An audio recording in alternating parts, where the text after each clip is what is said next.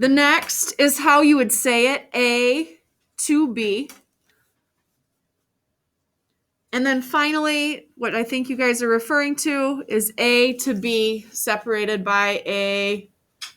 Yeah. Okay? Can we do this in pre-algebra? Like I said, we are going to use A over B. That's set up more than anything. Now, ratios can be and should be simplified. They're simplified as you would a fraction. So you would never, when you're talking about things, leave a fraction as 20 over 40. How would you say that instead? 1 over 2, okay? Or 1 to 2. Now, you'll hear ratios being used, like you'll hear them on commercials now when they're advertising schools, because we advertise schools now on commercials, radio commercials, and they'll say something like the teacher-to-student ratio is 1 to 5.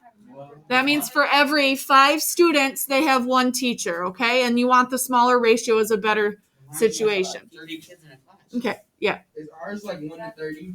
Yeah. Is that bad? It's not ideal. When these schools advertise, they're advertising it because you're going to learn better if you were, 5 students. Yeah, but we're up there. Okay. So here's how we're going to write some of these. A music store has 40 trumpets, 39 clarinets, 24 violins, 51 flutes, and 16 trombones in stock. Write a ratio in simplest form. Okay, so let's practice writing ratios as fractions. So how you would start, you always write it in the order that they have the words listed. Did you notice when I said teachers to students, I had to say 1 first because the 1 represents the teachers and then the 5 goes with the students. So in this case, trumpets, we have 40 trumpets over, I almost did the cone, sorry. Violins, which is 24. Now that is an accurate ratio, but how do I want to write it instead? Josh? 5 over 3. Okay, so how do you do that? You can do this in several steps. Or what is the biggest number that goes into both 40 and 24? 8. So we simplify it that way. Now, Ms. Conger. Yep. The simplest form also include A to B and A semicolon B. Yes. So I'll write the next one like that. So flutes, we have 51. 2 clarinets, which is 39. How do you know which number comes first? Because they listed flutes first, so you list the number of flutes first. It's however it's advertised. So this can be reduced. This is a tricky one, but you just start dividing things out. Can anybody think of a number that goes into 51? 13. 3 goes into 51 17 times. 3 goes into 39 13 times. Next, we have 16 trombones. 2 40 trumpets. Now I'm going to make an error in a way. Let's say I reduce this. I say, hey, 2 goes into this. 2 goes into 16 8 times. 2 goes into 40 20. But what do I recognize? It can be simplified. So I just do it again. 4 goes into 8. 2 times. And 4 goes into 20. 5 times. So the final is 2 to 5. So even if you just break it down a little bit, sometimes that makes it easier to take it a step further. In case you didn't recognize the 8 went into both of those. Violins to total instruments. So violins, there are 24. How would I go about figuring out how many total instruments there are, Victoria? Would you add all of them up? Yep, you'd add them all up. Including the violin? Yep. Good question. You would include the violins because that is a part of the total. So 40 plus 39 plus 24 plus 51 plus 16. So we get a total of 170.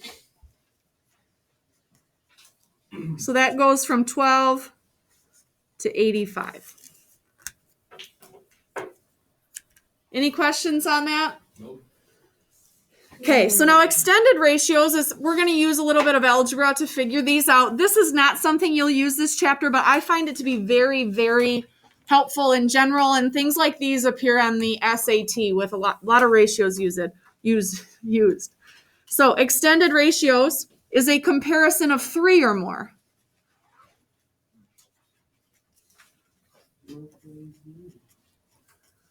Now extended ratios are written as A colon B colon C. Now when we're using extended ratios for angle and side measures, we can set up an equation. So the ratio of 2 complementary angles is 3 to 7. Find the measures of both angles. Does anybody have an idea on how you'd set up an equation here? This is something I always struggled with in high school. I don't know why. We didn't learn much about them. Josh? 3x plus 7x. Okay, they're saying that the ratio to the 2 angles is going to be 3 to 7. But we know when we add them together, if they're complementary, they're going to be equal to 90. Close. Complementary is 90. Supplementary is 180. So now we have an equation to say 10x is equal to 90. So what is our x? 9. So we just created an equation that locked in this ratio. Now I can use that to find the measures. Well, if I want to find one of the measures, I'm going to say 3 times what? 9. So the 1 is going to be 27 degrees. The second is going to be 7 times 9, which is 63. So what these angle measures have a ratio of 3 to 7, and they're complementary, so they add up to 90. Now let's try this again. Same thing, except the ratio of the supplementary angles is 4 to 1. So I know that 4 times a number plus 1 times a number, if I want to maintain that ratio, is going to be equal to 180. So 5x equals 180. X is equal to 36. So now they want the measures of both angles. So I do 4 times 36. The big angle is 144. 1 times 36 tells me that the smaller angle is 36 degrees. And what do I see both of these doing? Adding up to the complementary and supplementary. Yep, they're supplementary. Do you guys want to go ahead and try 7 and 8 here? No. Okay, this one, the ratio of the measures of the angles, we follow this ratio. So this time there's extended. There's 3 of them. You still just add 3 together. What are we going to set them equal to? In this case, if it's the measures of a triangle, 180.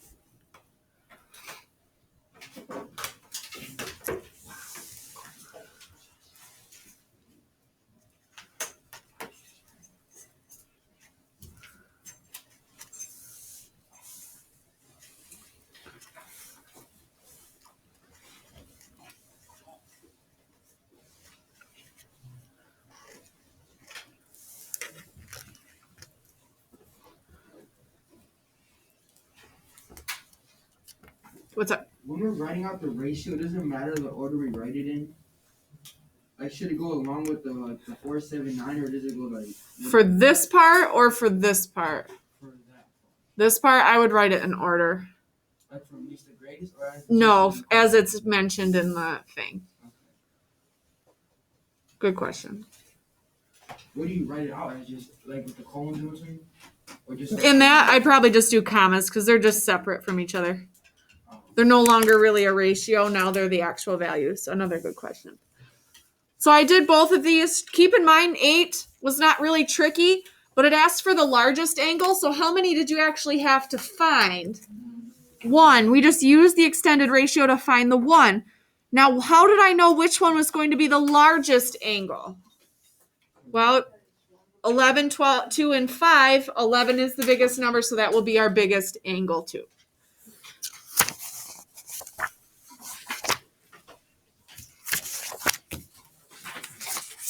All right. So now we get into proportions. You definitely will use this skill, this chapter.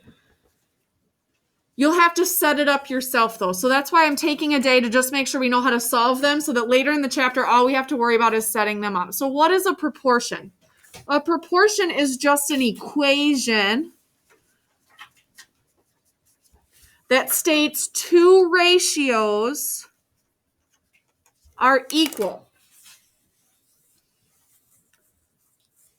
A proportion is written as A over B is equal to C over D. Now, when is this helpful? So let's say with my scenario, I'm just going to do this off to the side. We said we have 1 teacher for every 5 students. Okay? So then I get all of these enrollees. I'm watching my computer and all of a sudden 45 students signed up for my school. So I have 45 is going to be the new 5. If I'm trying to figure out how many teachers I need, you guys can do it in your head, I know. But we could also set up this proportion. And that will help us solve for the number of teachers we need. That's kind of the background for this. So we use the cross product property, or you guys just remember this as cross multiplication? No. Okay.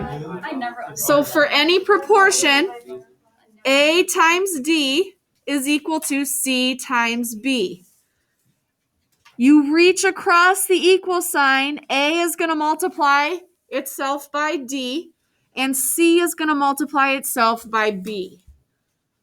Do you guys call this a butterfly method? I think some people. Never even learned that before. Okay, well then that's exactly why I'm doing it now. So let's take a look at number 11. We know that 4 over x is equal to 2 over 7. Now there's other ways to get around this if you wanted, but the way to get rid of the fractions immediately is the cross product property. So we cross multiply. 4 is going to reach across and multiply at a diagonal to 7. 2 is going to multiply by x. So what is 2 times x? 2x. That's going to be equal to, what is 4 times 7? 28. Is this easier to solve than with fractions? Yes, we divide by 2, x is equal to 14. That's all you do. Oh, this was easy. Okay. Yeah. Will you always be able to use the butterfly method? With these? Yeah. Yep.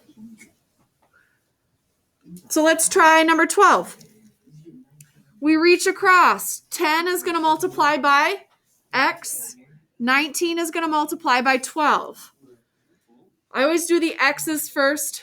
What is 10 times x? 10x. Remember to bring your equal sign through. 19 times 12. 228. We divide by 10. X is equal to 22.8. Yes, you will see some decimals today. So that's the easy part. I'm going to bring in this next part. It's not any harder, but I have to do it or you guys will get lost if I set you free right now. 13. We're going to reach across, and it's very obvious 6 multiplies by 13, right? When I do it the other way, what is 19 going to multiply itself by? X minus 1. You have to multiply by that entire numerator over there. Well, what does that look like when I write it out? Well, if I'm multiplying 19 by all of x minus 1, what do I need to include?